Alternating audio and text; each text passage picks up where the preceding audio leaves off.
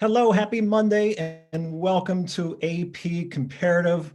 We are back to Studio Room 2C. I should say it's the annex of Studio Room 2C, where there's always room to see how countries compare. You can also see how my children's bedrooms compare. We had a quarantine redesign over the weekend. Little Peter put all of his Packers gear behind on the back wall in the backdrop. Most of the family are Chicago Bears fans, so I could not have you see all that Green Bay's Packers gear. So we are in the annex of Studio Room 2C. Welcome, I'm Andrew Canine from the suburbs of Chicago. Again, happy Monday. We are making our way through units 1, 2, and 3 specifically for AP Comparative Government as we try to get you prepared to take that exam on May 22nd. Please, if you have not done so already, go to your College Board resources and download the course description for AP Comparative Government. It's a particularly helpful description to help you understand the content and also the skills that are going to be on this revised exam on May 22nd, 2020. There's a couple different places you can find that, including the PDF if you take a picture of that, and you can also go to our website, The Two Teachers, put together by Mr. Dan Larson. That's citizenu.org. And if you go to Comparative Corner, you can download the PDF that includes the course description as well as some supplemental notes that you will see throughout my PowerPoints in all 28 lessons as we make our way to the AP Comparative exam. Again, that exam is now going to be on May 22nd at noon Eastern Time. If you want to see more specifics, you can follow that link through College Board, but we're super happy that you joined us and super happy for all those shout outs that we are getting on Twitter throughout the weekend. Both content, so many great content shout outs from teachers, from students, and of course, we love those teacher shout outs. Mr. Torrenson, in Singapore. We have been so international with AP comparative lessons and our Twitter shout outs, and we are not going to stop that international. We have some special treat, perhaps a guest might drop in to Room 2C, where there's always room to see how countries compare. We're going to continue that international look to prepare for AP comparative government. So thank you to those classes and students in Singapore who are tuning in. And thank you. We have a holler out. This is from student Aaron Holler with a holler out to Ms. Tenner and the Fab 14. So we're really excited to have Ms. Tenner's class on the AP Comparative Government. If you have a shout out for a teacher or for some classmates, some friends from AP Comparative Government that you're missing during these lockdown days, please don't hesitate to use hashtag APCompGov2020 for those shout outs. We had on Friday, our last lesson, we were looking for suggestions on executive term limits, and particularly for an argument essay. Remember, one of your FRQs, one of your essays could be about an argument essay. It will be about an argument essay. You're gonna have to make an argument and support that argument with evidence from the countries. So thank you for that suggestion. Alex Dewey Benrocks added again with a great suggestion, even gave us some sample writing. So if you go to hashtag APCompGov2020, I'm sure Alex wouldn't mind you seeing what he wrote. He wrote a hypothetical argument essay. He answered it and he asked me to score it and I gave him some feedback. So you can see all of that at the hashtag.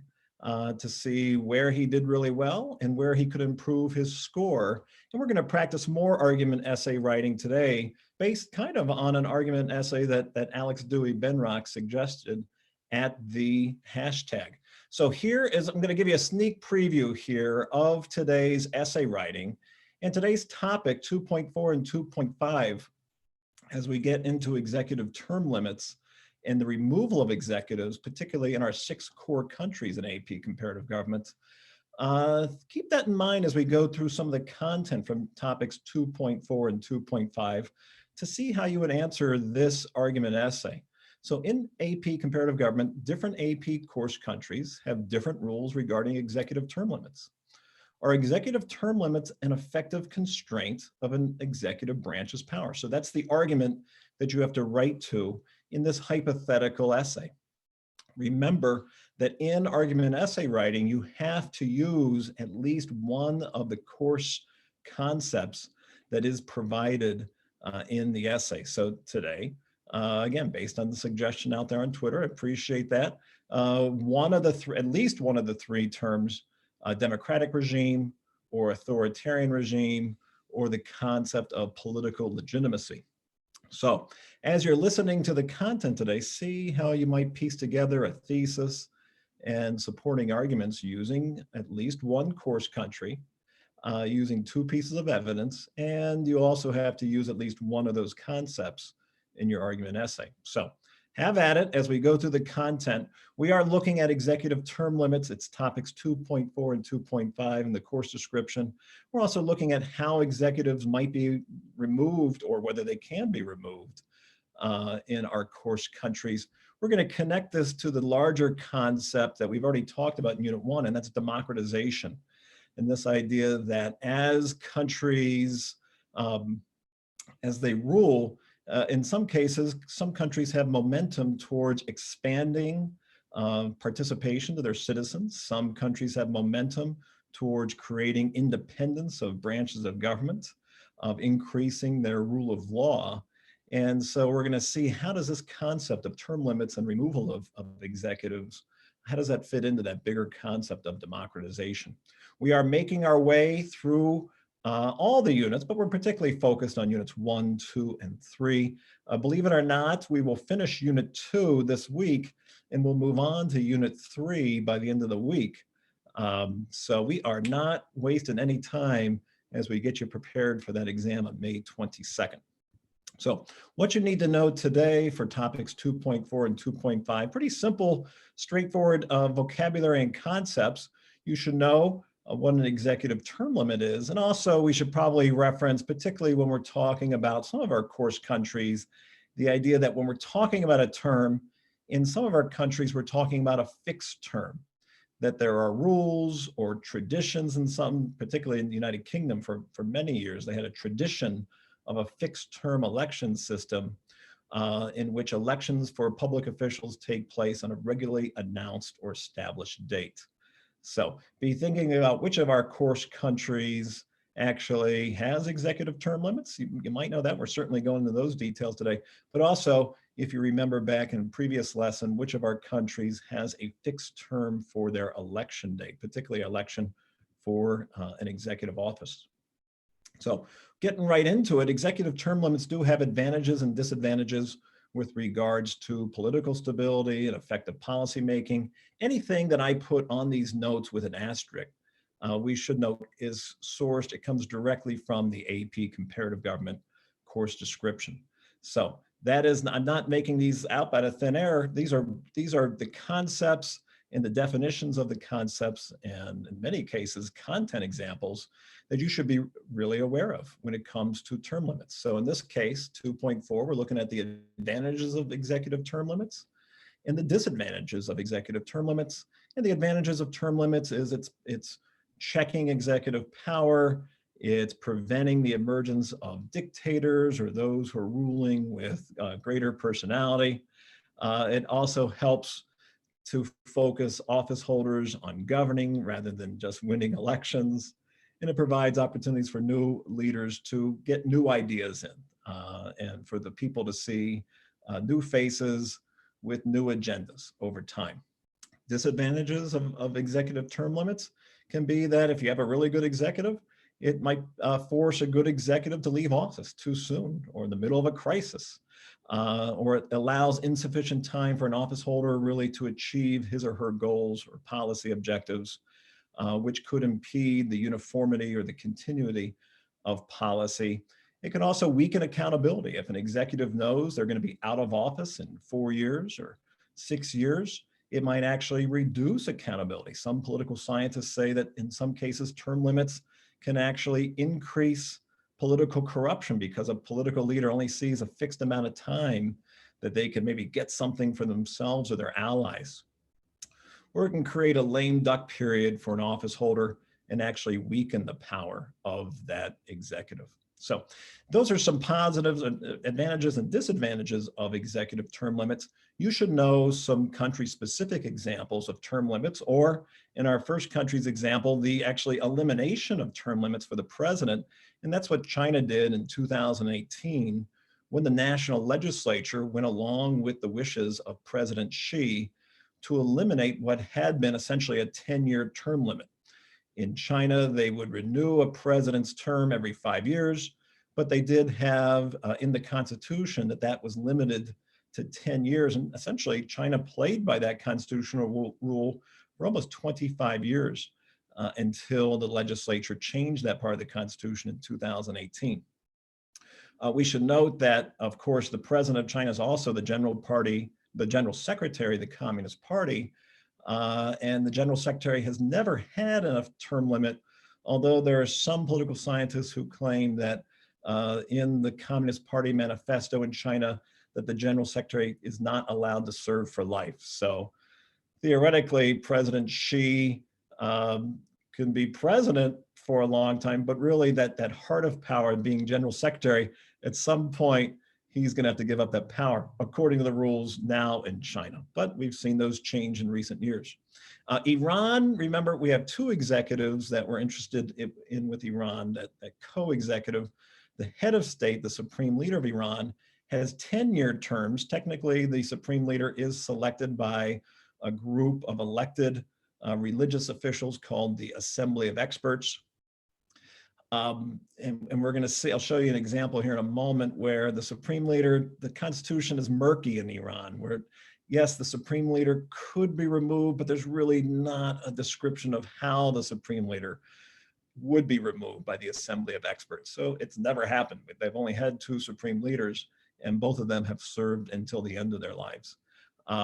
We know that Iran's president cannot serve more than 2 consecutive terms in office, which is a really similar rule that we'll see in Russia.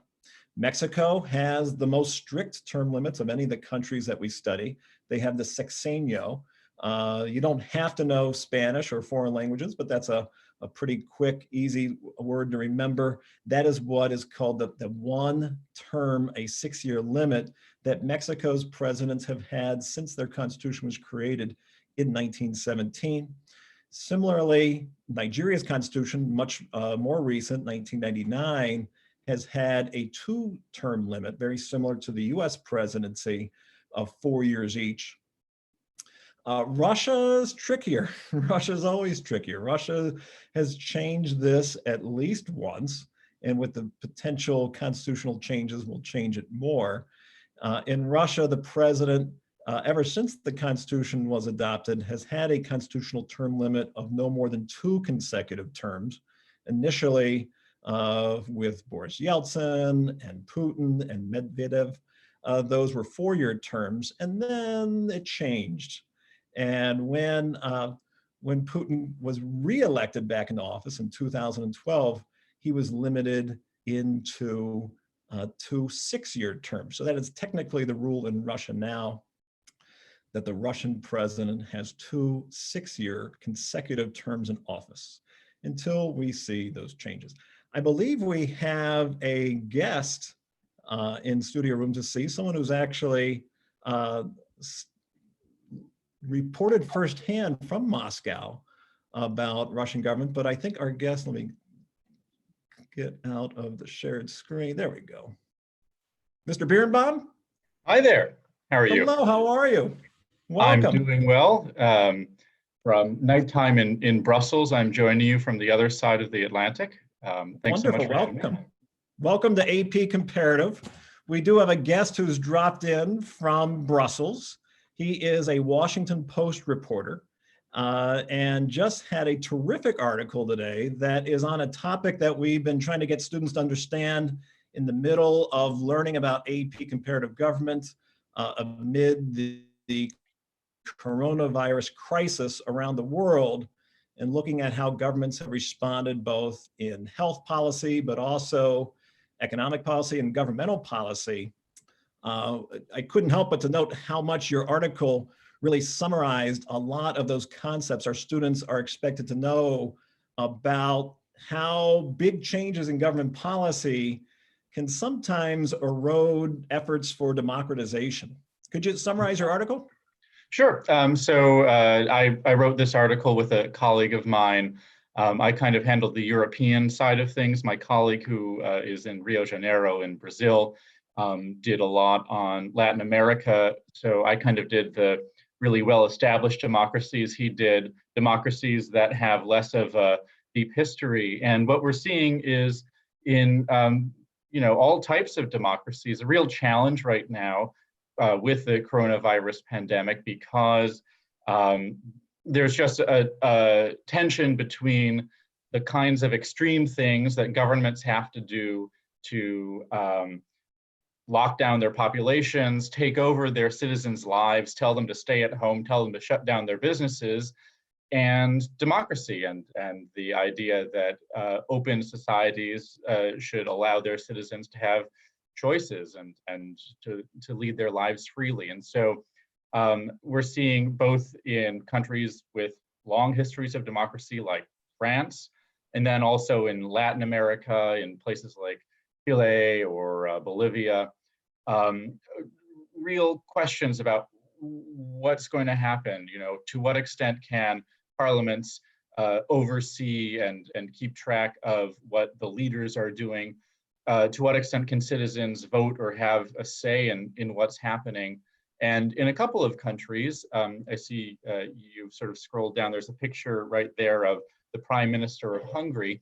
In a couple of countries, leaders who maybe weren't all that democratically inclined to begin with have taken this crisis as a chance really to crack down on freedoms and democratic values in a way that seem very likely to extend beyond this crisis. And in the case of Hungary, the leader who had been cutting back on democratic freedoms and cracking down on his opposition for the last decade or so has basically taken over the country. The parliament voted to give the prime minister essentially absolute power for an unlimited amount of time. That's the big issue there, which is that he gets to decide now when he hands power back to democratically elected lawmakers, but he could just choose not to give back those powers anytime. And then one big issue is about surveillance, and that's something that all countries are struggling with right now.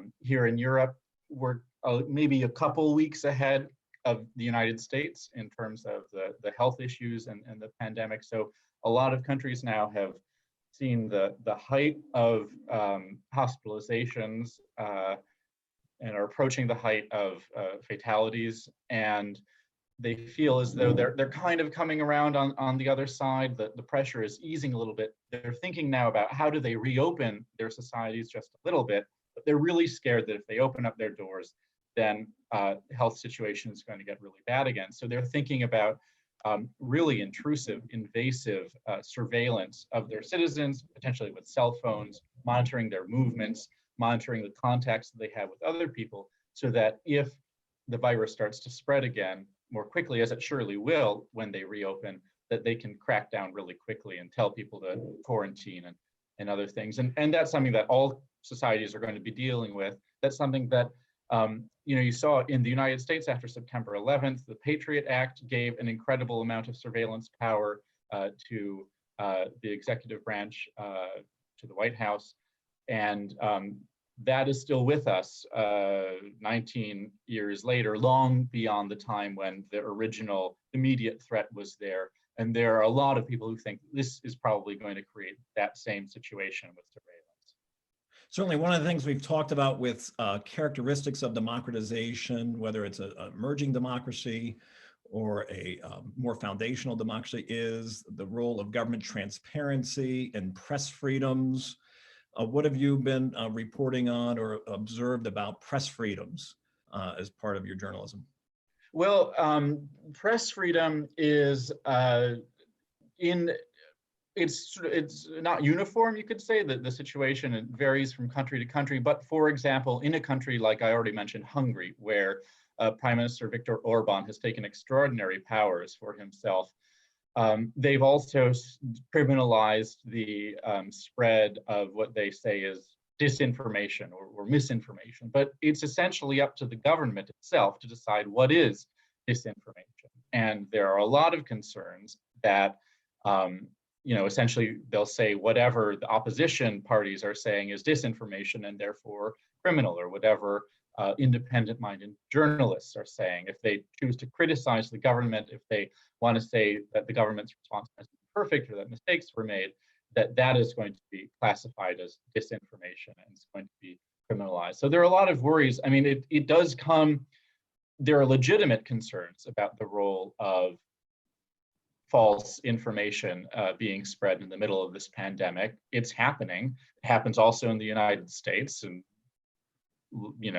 on large television networks. And that can have a health effect, but it's really difficult. There are no good answers about, how do you address it? Do you criminalize it? Are there other things that you can do to handle it? And so not just in Hungary, but in lots of different countries, there are concerns about freedom of the press right now. Particularly if those oppositional voices are not allowed to speak out and contradict information from the government. That's right. It also happens at the same time that a lot of parliaments have either suspended their activities or significantly scaled back their activities because they're worried about just any large group of people gathering in one place. A parliament is a fine place to transmit coronavirus. And so you don't have the ordinary functioning of oversight and democracy in places where opposition voices might have an outlet under normal circumstances. That has been scaled back as well. So there's, this is a polycrisis. There are so many different weird things that are happening all at once in a kind of unprecedented way. I mean, different even from the attacks of September 11th, 2001, when it was really terrible and scary and a really new thing, but you still had, the U.S. Congress was meeting as normal in a way that it isn't right now. Well, as you point out, so later this week, we're covering the concept of civil society in the growth of democracies, and particularly in countries like Russia, where civil society is already really having a hard time emerging. We know that with quarantines and lockdowns, that it makes it even more difficult for civil society groups to assemble in that most basic form of democracy. Yeah, well, so I was the Moscow bureau chief of the Washington Post for a couple of years, from 2014 until 2016. And that was at a strange moment in Russian history. They had just invaded Ukraine at the time I showed up. And civil society in Russia has tremendous amount of difficulties, as you said, under ordinary circumstances. Right now, there's a lot of frustration that I can see just from talking to friends of mine in Russia and from reading the news, seeing what's happening there right now. The pandemic was a little slow to arrive in Russia. There weren't great. There are suspicions that it was covered up, or sort of public reporting was slowed down. So in March, what Russia was doing was shipping a lot of equipment, ventilators, masks, other things to other countries as sort of a public relations coup, a way to say, look, we are strong Russia and we're going to help Italy, even help the United States at a time when they aren't able to help themselves. But now we are 2 weeks after these things happened, and there's a major shortage of basic supplies, masks and ventilators, the same things that were being sent out of Russia now in Russia. And the hospitalization and fatality rate is very rapidly rising there. That's the sort of thing that you would expect civil society to have, a big role in, that they'd be able to, under ideal circumstances, say, guys, this is not a good idea. We shouldn't be doing this. Let's also think about our own needs. That would have been difficult under ordinary circumstances, and now in Russia, it's kind of impossible. Hey, speaking of press and the vital role of journalists, again, you can find Mr. Birnbaum's article from the Washington Post at our hashtag on Twitter at hashtag APCompGov 2020. So at some point, you were a high school student. I know you're a high school student in Chicago. What is the path if we have students out there who aspire to live around the world reporting on news? What is the path to get to where you are? Well, the wonderful thing about journalism is there isn't any single path. I mean, I think that the great thing is to ask lots of questions. Don't necessarily believe everything that you're told. If something doesn't make sense, question the person who's telling you that. I did that a lot in high school. I worked on my high school newspaper, and it was a bit of a train wreck, but nevertheless, it was good practice for the future. I love journalism for lots of reasons, but one of the nice things is that, unlike many fields, it doesn't really matter what school you go to. In lots of ways, it doesn't matter what you learn at that school. I don't have a journalism degree, although such things exist. But I studied history in college. I went to Yale, so I went to a fancy school. But you don't have to go to one of those places to wind up at the Washington Post by any means. And you can go to a fancy school and totally flame out in journalism. What matters is not your qualifications or it doesn't matter what kind of diploma you have. It doesn't matter what connections you have. What matters is the ability to ask smart questions, to really persist, to dig, and to be able to help other people understand really complex situations. And for that, you really don't have to go anywhere special. You just have to ask really tough questions and think about the world and try to organize it, help other people understand. So I really like that it is much more meritocratic than I think a lot of professions in the US. Well, I can tell you, based on some of the Twitter traffic we've had from students I've never met who are around the world, we have some super curious students who are not afraid to question authority and fact-checking me. And so thank you. I mean, a curiosity is so key in the role of engaged citizens, to be curious, to not be afraid to question authority, and not to be able to write what we observe. So thank you very much for coming on. I know it's late at night in Brussels, and it was very nice to meet you. Thank you very much. I'm delighted to join. I was sitting, actually on September 11th, 2001, I was sitting in an AP US history class. Oh, wow. When the plane struck the Twin Towers. And so, here we are in the middle of another event that really will shape all of our lives for an incredibly long time. And so it's my pleasure to be able to join and to return to the AP and to chat about these things. So I appreciate the chance. Hey, thank you very much. It was great to meet you. Thank you. Take care.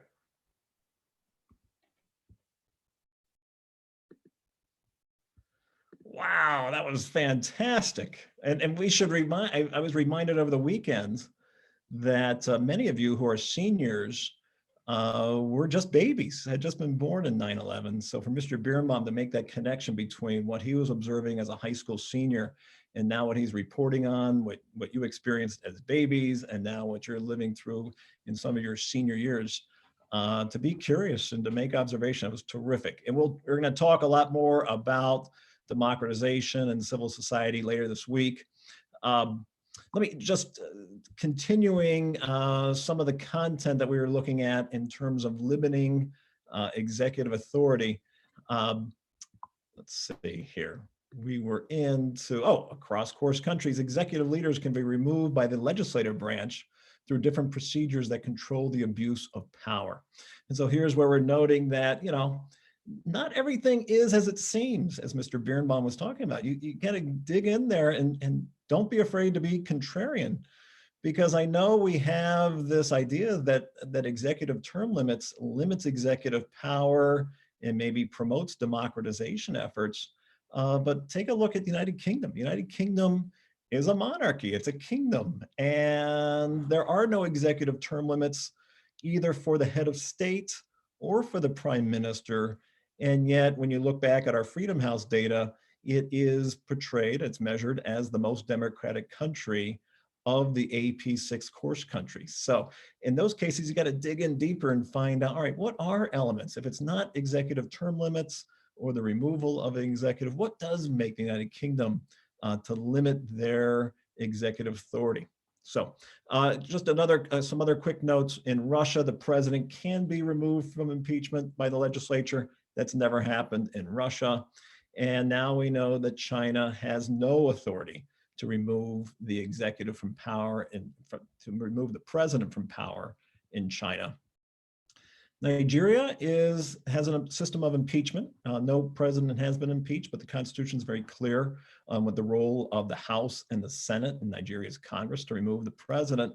Not as much clarity in Mexico's Constitution. I know I've been in some debates with comparative teacher extraordinaire Carrie Waxler down at Barrington High School about whether the Constitution of Mexico allows impeachment or not, and it's murky. There's a reference to the Constitution being able to remove the president, but the process is really unclear. And you can look at the Mexico's Constitution at constituteproject.org and see for yourself in Articles 108 and 111. And in a small world coincidence, Iran, very similar, the Iranian Constitution says the Assembly of Experts is able to dismiss the supreme leader in, believe it or not, Article 111. But when they describe the process of removing the supreme leader, it's really unclear in Iran's constitution. So I would invite you to explore online if you would like to read for yourself what those removal processes are in Mexico and Iran. And finally, we know that Iran's president can be removed from office by the national legislature and then with final approval by the supreme leader. So those are the content you should understand. We are building to that question, are executive term limits effective at limiting an executive branch's power? That leads us into some of the questions we have today. We have some multiple choice questions, and we'll set that up for an FRQ. So I'm going to speed through these multiple choice questions, which is the correct pairing of the advantages and disadvantages of executive term limits. And you have some choices. I apologize if I'm going to go through this rather quickly, but we do know that advantages of term limits are to check executive power, and a disadvantage of a term limit is that it allows insufficient time for an office holder to achieve goals. A similar question here, which is the correct pairing of advantages and disadvantages of executive term limits? And in this case, if you can read through those quickly.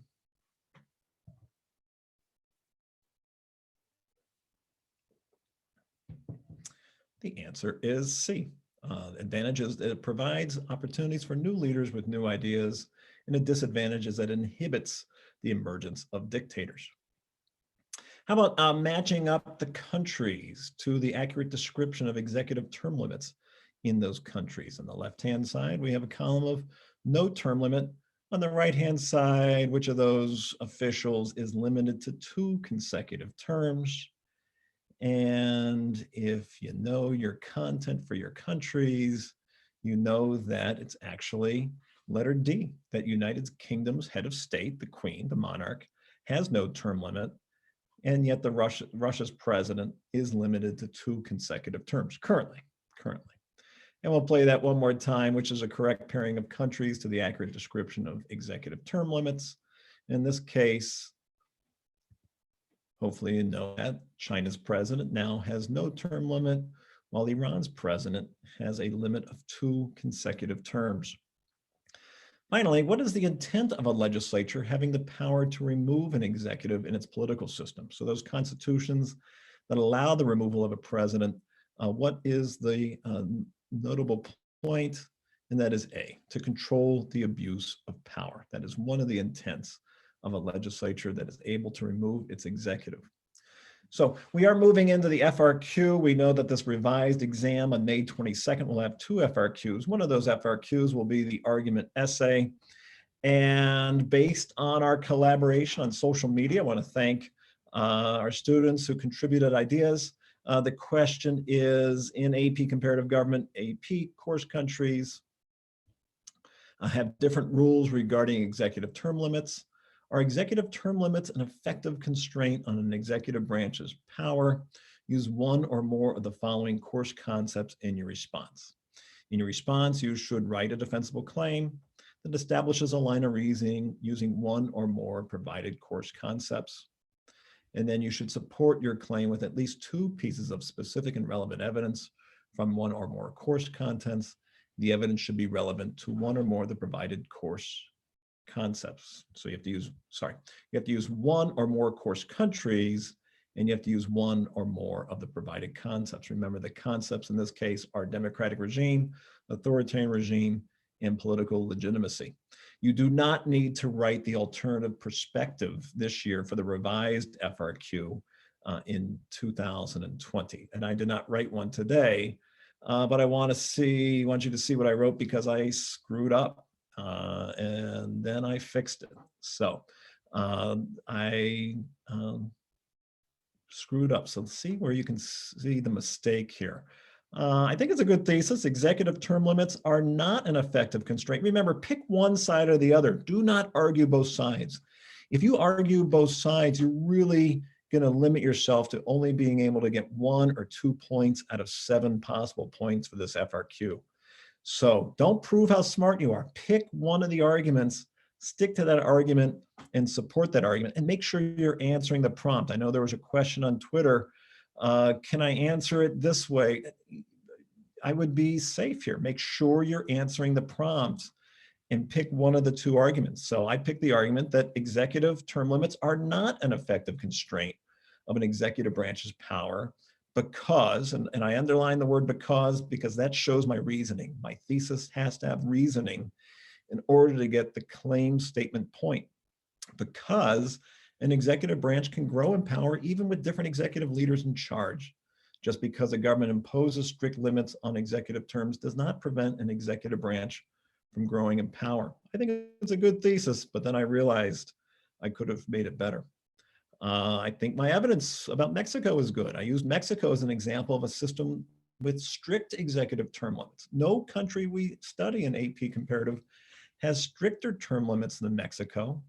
And yet this shows it was not an effective constraint on executive power because Mexico's presidency still grew in power despite being controlled by different people. And I elaborate on the example. I talk about the one-term limit, the sexenio, and how all of Mexico's presidents adhered to this mandate. They all served just up to 1 6-year term, and yet the executive branch still grew in power, which demonstrates that executive term limits do not effectively constrain. So I'm really clear in elaborating, always connecting back to that thesis, that executive term limits do not effectively constrain an executive branch's power. Always go back, make sure you connect to that thesis. Russia was my second example. I think I wrote a pretty good example. It's very similar to Mexico. They have term limits. Every president in Russia, although a shorter constitutional history, every president has adhered to those term limits. And yet we know that Russia's executive branch has still grown in executive power. So I'm using that as an example and really emphasizing a reason for that. And again, I'm kind of repeating and elaborating, which demonstrates that executive term limits do not effectively constrain an executive branch's power. But then I got to the end of writing this and realized, oh, I just did not do a good job of maximizing points the way I've been suggesting. And hopefully you caught where my error was. And so I went back and fixed that for you. And that error was that I did not connect my thesis or my examples to one of the course concepts. Remember, I had 3 course concepts to work with: democratic regime, authoritarian regime, and political legitimacy. I got to use one of those course concepts. I forgot to do it. So here's where, when I'm physically writing this, I always encourage paragraphs and space. If you're typing it, it's a little bit easier to add it in. But if you're handwriting this, make sure you add some lines of space in between those 3 paragraphs of your thesis and your 2 evidence paragraphs. Your thesis is worth a point, but you really need to connect that thesis into one of the course concepts. So I added that here. So does not prevent an executive branch from growing in power. It does not create a democratic regime. And then I elaborated on that as I added those examples. So same writing I had before, but now I'm elaborating to say that in Mexico, term limits do not effectively constrain an executive branch's power to make Mexico a democratic regime. And I added a sentence, Mexico's regime became more democratic as opposing parties were elected to be able to take control of its executive branch. So that's really the demonstration of Mexico becoming a democratic regime was that elections mattered, not necessarily because of the term limits. Something similar I added, I changed it up. You only have to use one of the course concepts, but if you want to use two or more, you can. In Russia's case, I connected it to the word authoritarian regime. Russia has actually moved toward being more of an authoritarian regime, despite its president's, following the Constitution's term limit rules. So don't forget that very important step. You can write a really killer thesis and great evidence supporting that thesis and elaborating with reasoning, but you're not going to maximize the 7 points, and particularly the 3 points that are in each of the evidence paragraphs, unless you make that connection to the course concept. And I would put that course concept in your thesis as well. All right, so pick one of those course concepts and make sure you intertwine it in your writing. So just a review of 2.4 and 2.5, we were talking about executive term limits. We were talking about the removal of executives. We talked about this previously when we looked at democratization and topic 1.4. We'll look at this more tomorrow when we look at the role of legislatures as a political institution in 2.6 and 2.7. And then we'll wrap up with judiciaries, and you'll see that as well. Now, my argument essay argued that executive term limits were not an effective means of limiting executive branch powers. See if you can maybe write the FRQ from the opposite perspective. How could you write that argument essay and argue that executive term limits are actually effective at limiting an executive branch's power, and use country examples and at least one of those course concepts. Hey, thanks very much for tuning in. Tomorrow, we are going to be looking at legislative systems. I'm going to do another argument essay. So if you have a suggestion for an argument essay and some course concepts for legislative systems in topics 2.6 and 2.7, tweet those out to #APCompGov2020. If you know somebody, a student, a friend, or a fellow student who is struggling with accessing technology for these lessons or for the exam in May, please have them reach out to College Board at that website address. And have a wonderful afternoon. Thank you again for tuning in. Thank you to our special guest, Washington Post reporter, Michael Birnbaum, who was late at night in Brussels. And feel free to hop on Twitter or the Washington Post and read his journalism, because it really is a critical time to be an engaged citizen and to see how countries around the world are handling this crisis so that we can better understand the concepts of AP comparative government. Thank you very much, and be well.